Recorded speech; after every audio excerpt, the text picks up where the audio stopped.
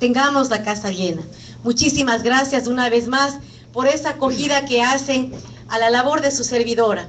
Y esta noche pues vamos a hablar de todo lo que ha sido nuestro trabajo en el año 2014. Como dice el dermatólogo, vamos directo al grano porque hay mucha información. Así es que comentarles que, porque mejor me pongo de acá, que hemos dividido nuestra presentación en 7 ejes con el fin de que sea un poco más ameno y más entendible. Una pregunta, yo sé que aquí todos saben, pero voy a preguntar. ¿Alguien sabe, de acuerdo a la Constitución del 2008, qué es lo que tiene que hacer su asambleísta en el Ecuador? ¿Cuáles son las tareas que hacemos los asambleístas de acuerdo a la Constitución?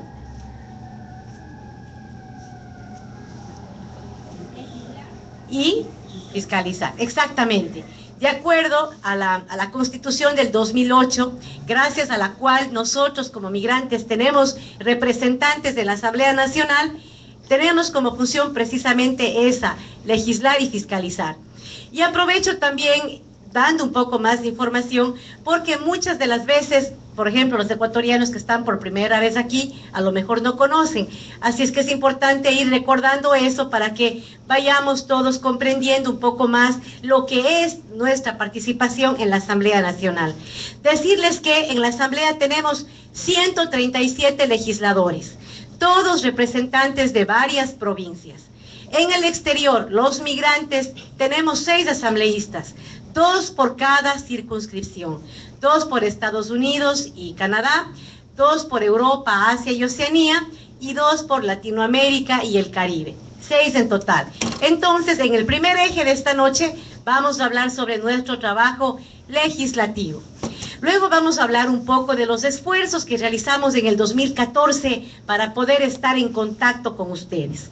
Vamos a hablar también de los procesos de rendición de cuentas, donde ustedes tienen la oportunidad de criticar, sugerir el trabajo de su asambleísta.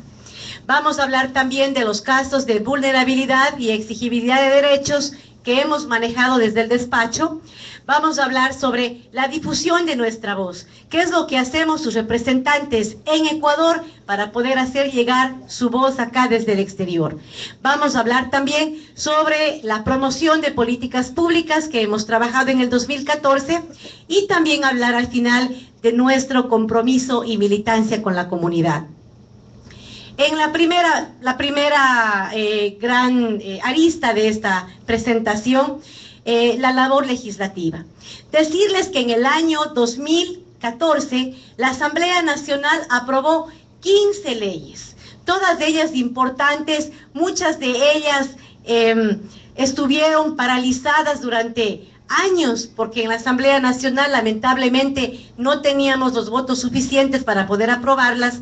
Alguna de ellas, por ejemplo, por mencionarles, la ley de aguas, también se aprobó una reforma a la ley de transporte público. Sin embargo, esta noche yo con ustedes quiero enfocarme en 6 de ellas principalmente. ¿Por qué? Porque en esas 6 leyes tuvimos la oportunidad de visibilizar claramente a la comunidad migrante. Por eso vamos a enfocarnos esta noche en esas 6 legislaciones. La primera, la Ley Orgánica para el Fortalecimiento y Optimización del Sector Societario y Bursátil.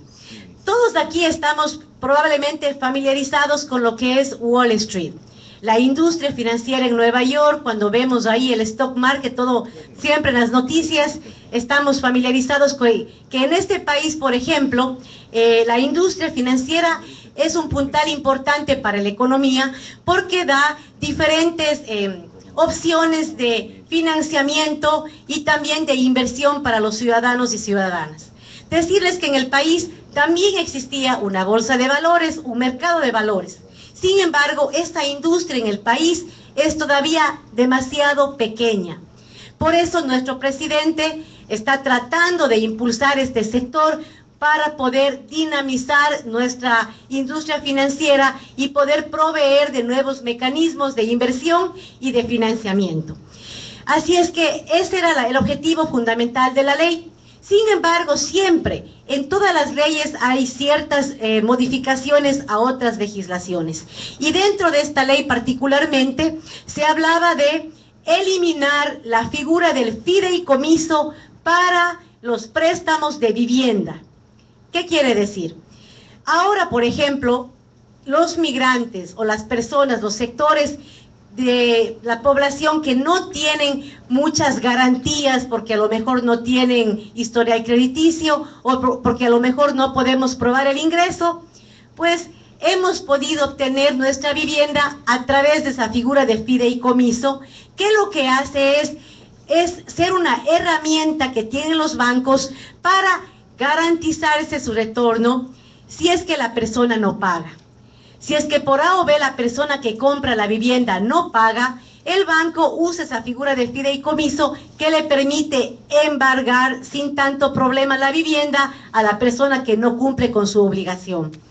Entonces se quería eliminar esa figura con el argumento de que se quería proteger a los ciudadanos de los abusos de embargo de la banca, lo cual estaba bien.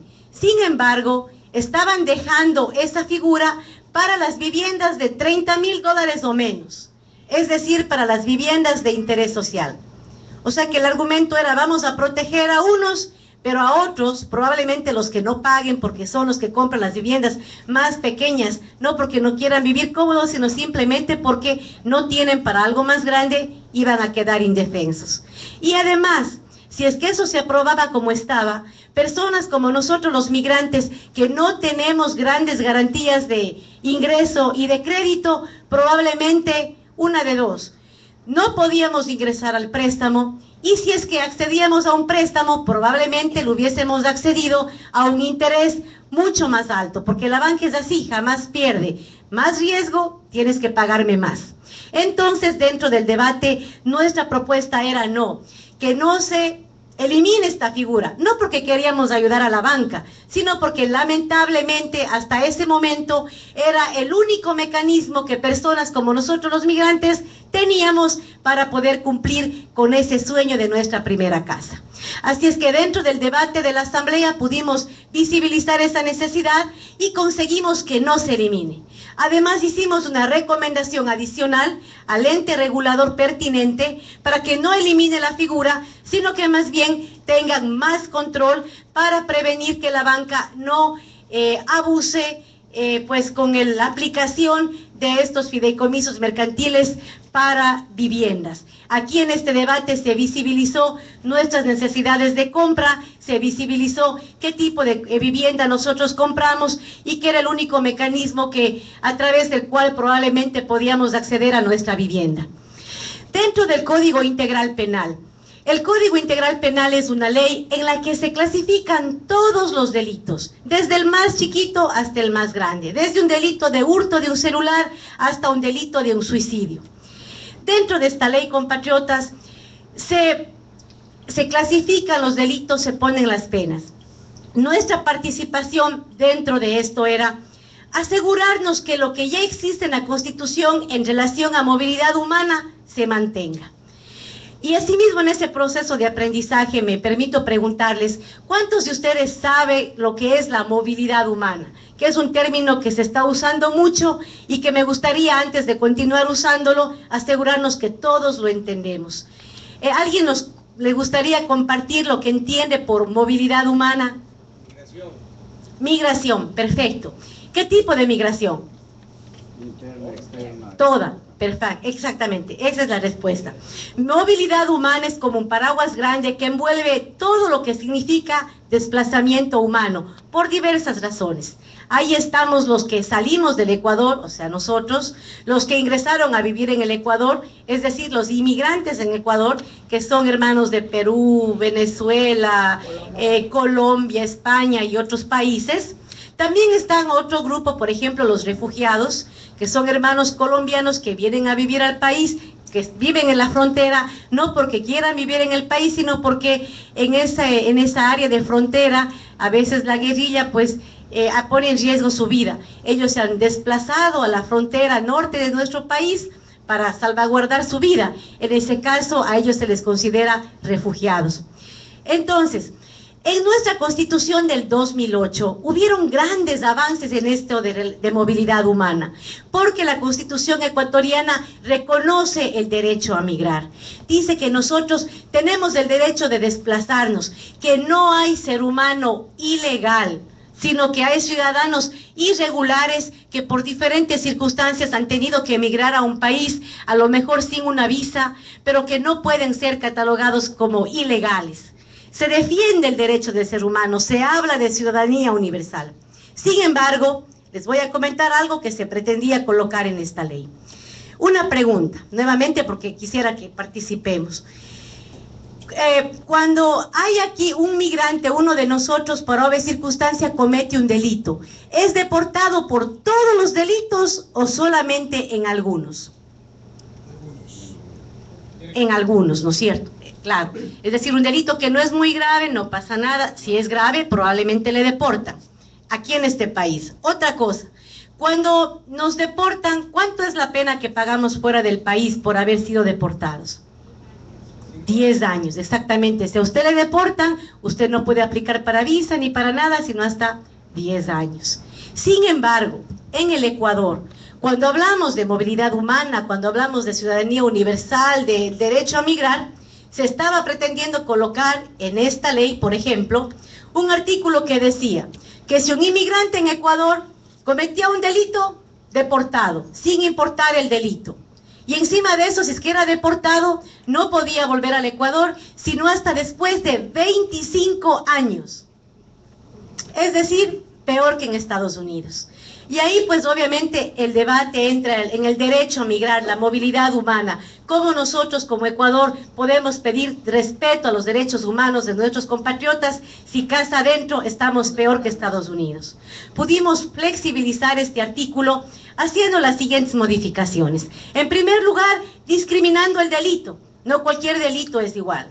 Si usted por obvia circunstancia cometió un delito pequeño con una pena menor de 5 años, ya no es deportable. Es decir, la deportación queda solamente para delitos graves de 5 años o más.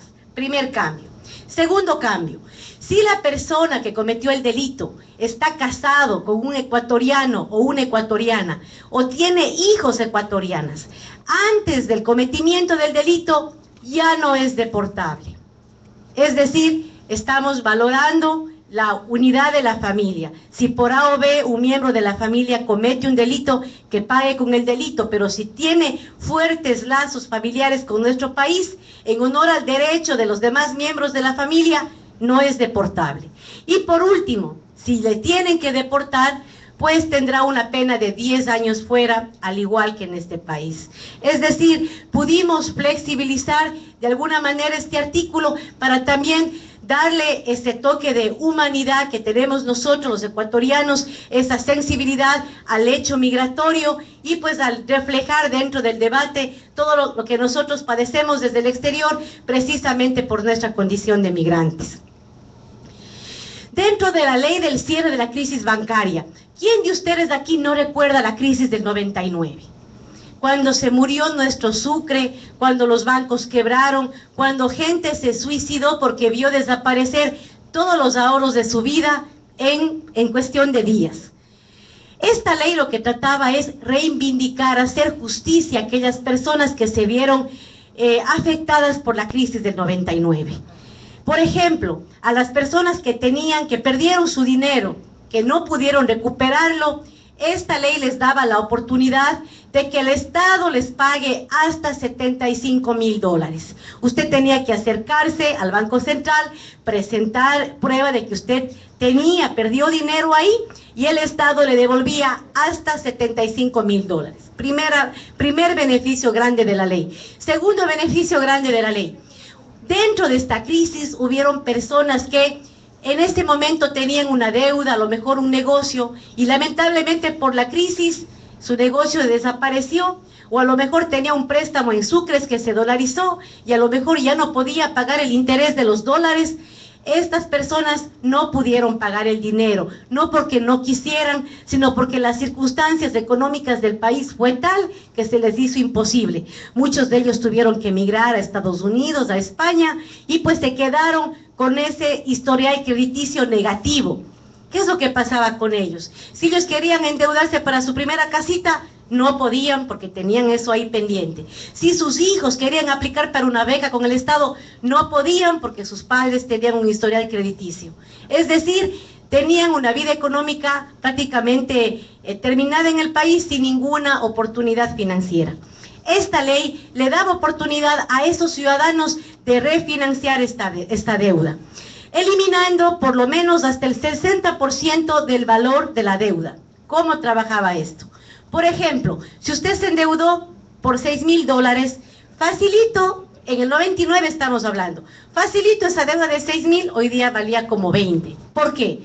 Porque la deuda de 6,000, más los intereses usureros que cobraba la banca en esa época, encima de eso, todos los gastos de mora, los gastos judiciales que implicaba todo esto, o sea, la deuda se triplicaba fácilmente.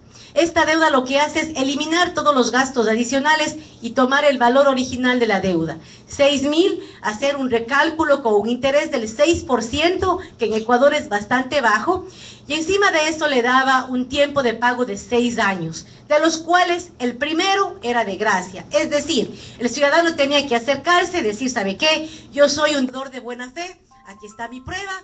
Inmediatamente recuperaba su historial crediticio y no tenía que pagar sino hasta después de un año el primer pago, porque le daban un año para que usted organice su economía y pueda cumplir esa responsabilidad del refinanciamiento. Además de eso, las deudas de 5,000 o menos fueron condonadas, es decir, desaparecieron. En el momento que se aprobó esta ley, si una persona debía $4,000, se limpió su récord, se eliminó esa deuda y volvió a ser nuevamente una persona capaz de aplicar para una tarjeta, capaz de aplicar para un préstamo. Recuperaba su vida financiera dentro del país. ¿Cuál fue nuestra preocupación en esta legislación? Fue asegurarnos que ustedes, mis mandantes, tengan la información. Por eso dentro de la ley incorporamos un artículo que decía que el Ministerio de Relaciones Exteriores y Movilidad Humana con el Banco Central